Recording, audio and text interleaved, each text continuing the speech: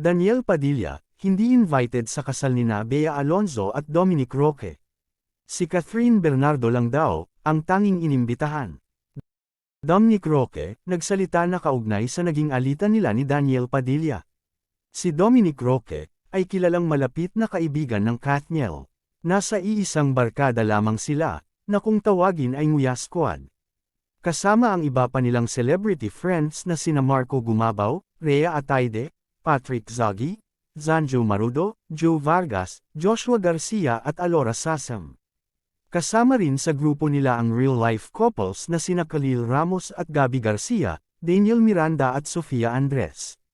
Sa ginanap na Lux Beauty and Wellness Group Thanksgiving Party nito lamang Sabado, January 20, 2024, ay natanong si Dominic ng press, kung imbitado ba sa kasal nila ni Bea Alonzo, ang mga kaibigang sina Catherine Bernardo at dating nitong nobyo na si Daniel Padilla.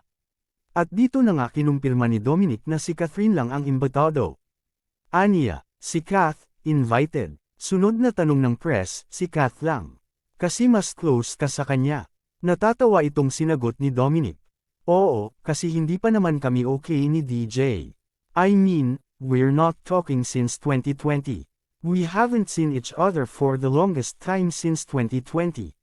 Pero maari pa naman daw itong mabago, dahil hindi pa tapos si Bea at Dominic sa listahan ng kung sino-sino nga ba ang kanilang iimbitahin sa kanilang kasal. Pero panigurado daw na kasama rin ang ilan sa kanyang Kanguya Squad na siguradong iimbitahan nila. Kasama dito si Marco Gumabaw, Khalil Ramos at Patrick Suji. Hindi naman idinitalya ni Dominic Roque kung bakit hindi na maayos ang relasyon ng pagkakaibigan nila ni Daniel Padilla. September 2021 nang magsimulang mapansin ng mga netizens, ang pag-iwas ni Dominic Roque kay Daniel Padilla. Bukod dito ay madalang na rin maispatan o makitang sumasama si Dominic sa barkadahan nilang Nguya Squad. Mas kumalat pa ang usaping may alitan sila. Simulan nang mag-unfollow sila sa isa't isa sa Instagram. Hindi naman malinaw kung kailan eksaktong nagsimula ang alitan sa pagitan nina Daniel at Dominic, pero nagsimula daw ito nung malaman nina Daniel na magkarelasyon na si Bea at Dominic. August 15, 2021, tinalakay sa vlog sa YouTube ni OG Diaz, ang tungkol sa pag-unfollow nina Daniel at Dominic sa isa't isa. Ani OG, totoong may hindi pagkakaunawaan sina Dominic at Daniel, kaya mas pinili nilang i-unfollow ang isa't isa sa Instagram. May mga lumabas din noon na issue na ginost umano ni Dominic, ang nakababatang kapatid ni Daniel na si Maggie, kaya nagalit sa kanya si Daniel.